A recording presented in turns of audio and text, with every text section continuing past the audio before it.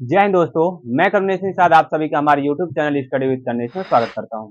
जैसा कि बच्चों हम लोग निबंध, उपन्यास, नाटक, कहानी, आलोचना, ठीक है ना, संस्मरण, आत्मकथा के लेखक और उनकी रचनाओं के बारे में क्या कर चुके हैं, पढ़ चुके हैं, ठीक है ना। अब आगे चलेंगे बच्चों, कवियों की तरफ चलेंगे। अभी 2-3 टॉपिक उसमें बचा हुआ है, पत्रिका बताना है तो आपको बता दिया जाएगा। आज हम लोग पढ़ेंगे रीति काल और भक्ति काल के कवि और उनकी प्रमुख रचनाएं जो हमारे एग्जाम से रिलेटेड है बच्चों, ठीक है ना। तो आज की जो टॉपिक है, सबसे पहले हम रीति काल के कवि के बारे में जानेंगे। बहुत ज्यादा नहीं, 6 हैं, ऐसे भक्ति काल में भी 5-6 लोग हैं, ठीक है ना। तो रीति काल के जो लेखक हैं सर और इनकी रचना, इसमें सबसे बड़ी बात यह है कि ये आपसे नहीं पूछेगा कि किस टाइप का रचना है, उपन्यास है, विधा है, किस प्रकार की, भाई ये नहीं आपसे पूछा जाएगा। केवल आपसे पूछा जाएगा कि इसकी रचनाकार कौन है, इस टाइप से, ठीक है ना। तो रीति काल के बच्चों जो पहले लेखक हैं वो कौन है, केशव दास जी हैं, ठीक है ना। इनकी रचनाएं कौन कौन है, रामचंद्रिका, कवि प्रिया, रसिक प्रिया और रतन बावनी बच्चों, ठीक है ना। इनकी रचनाएं क्या क्या है, रामचंद्रिका, कवि प्रिया, रसिक प्रिया और सर रतन बावनी। आगे चलेंगे तो भूषण जी का सर शिवराज भूषण, शिवा बावनी और छत्रसाल दशक। इसमें सबसे मोस्ट इंपोर्टेंट बच्चों छत्रसाल दशक है भूषण जी का, ठीक है ना। तो भूषण जी की 3 रचनाएं हैं। बिहारी लाल चलेंगे, बिहारी सतसई मोस्ट इंपोर्टेंट, ये एग्जाम में आता है, ये 2025 से लिखो तुम लोग, ठीक है ना।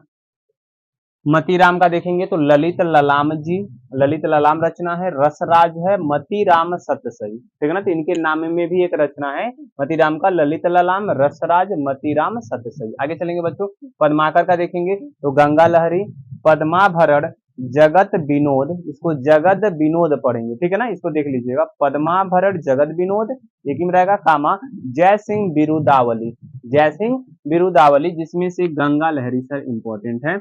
और लास्ट में सर जसवंत सिंह जो है हमारे भाषा और भाषा भूषण के लेखक है, ठीक है ना। तो इस रीति काल में बच्चों आप लोगों को केवल और केवल 3 लोगों के बारे में जरूर याद रखना है। पहला केशव दास मोस्ट इंपॉर्टेंट, भूषण जी का और बिहारी लाल जी का, ठीक है ना। इन तीनों की रचनाएं आपको याद रहनी चाहिए, इधर की रचना उतना इंपॉर्टेंट नहीं है, बाकी सारी चीजें आप लोग जानते हैं, ठीक है बच्चों। आगे चलेंगे, भक्ति काल के 5-6 ही कवि हैं, ज्यादा उनकी रचनाएं हैं, जल्दी जल्दी उसको भी लिख लेते हैं, फिर क्लास को बंद करते हैं, ठीक है बच्चों। ध्यान से देखेंगे भक्ति काल के कवियों को, सबसे मोस्ट इंपॉर्टेंट जो है सर भक्ति काल है, इसी में से सबसे ज्यादा रचनाएं आपके एग्जाम में पूछी जाती हैं, ठीक है ना। तो ध्यान से देखेंगे भक्ति काल के कवियों को, सबसे most important sir Surdas. Surdas की सर 3 ही रचना, इसको रट लेना है, ठीक है ना। आप जीवन परिचय में भी याद करेंगे, सुरसागर, साहित्य लहरी और सुर सरावली। इन्हीं 3 इनका रचना है सर, कौन कौन, सुरसागर, साहित्य लहरी, सुर सरावली, ठीक है ना। कबीरदास का सर एक ही रचना है, बीजक, मोस्ट इंपॉर्टेंट बच्चों, ठीक है ना, याद रखेंगे हमेशा। तुलसीदास का रचना सर बहुत है, क्योंकि आपको मैं एक बार कृतियां लिखवाया था, तो कृतियां में मैं तुलसीदास का सबसे ज्यादा मतलब उसमें जितने भी हो सकते थे सब रचनाएं लिख दिया। जो इंपॉर्टेंट है बच्चों मैं यहाँ पे सामने लिख रहा हूँ, ठीक है। रामचरितमानस, ठीक है ना, विनय पत्रिका, गीतावली, कवितावली और सर दोहावली, ठीक है ना। ये 5 जो रचनाएं सर किसने की थी, तुलसीदास जी ने। बरवे रामायण ये सारी चीजें इन्हीं का था। मलिक मोहम्मद जायसी की बात करेंगे, मोस्ट इंपॉर्टेंट बच्चों पद्मावत, अखरावट और आखिरी कलाम, ठीक है ना। रसखान, रसखान में सर प्रेम वाटिका और सुजान रसखान नाम के 2 रचनाओं को इन्होंने बनाया था। आगे चलेंगे बच्चों, तो इसमें आपको सूरदास जी को याद रखना है, मोस्ट इंपॉर्टेंट, कबीरदास जी को, तुलसीदास जी को और मलिक मोहम्मद जायसी जी को, ठीक है ना। इसमें रचनाएं मैं बता देता हूँ कौन कौन याद रखना, सूरसागर, साहित्य लहरी, सुर सरावली, बीजक, रामचरितमानस, विनय पत्रिका, गीतावली, कवितावली, ये दोहावली, ये 5 इंपॉर्टेंट है।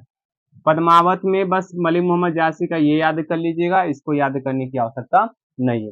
तो कहने का मतलब क्या है सर, कि जो भक्ति काल के कवि हैं उनकी रचनाएं अधिकतर से अधिकतर एग्जाम में पूछी गई हैं बच्चों, ठीक है ना। तो हमारे ख्याल से आपको समझ में आ गया होगा, रीति काल और भक्ति काल। अभी छायावादी युग है, प्रयोगवादी युग है, प्रगतिवादी युग है, इन सभी की भी रचनाएं लिखनी है। तो बारी बारी से कल के लिए, परसों के लिए ऐसे करके हम लोग उसको देख लेंगे, ठीक है बच्चों। तो आज का जो टॉपिक था, 2 टॉपिक भक्ति काल, रीति काल, दोनों समाप्त हो गया है, ठीक है ना। तो आज की क्लास को बंद करते हैं, मिलेंगे कल की क्लास में। तब तक के लिए बच्चों टाटा बाय बाय, जय हिंद दोस्तों।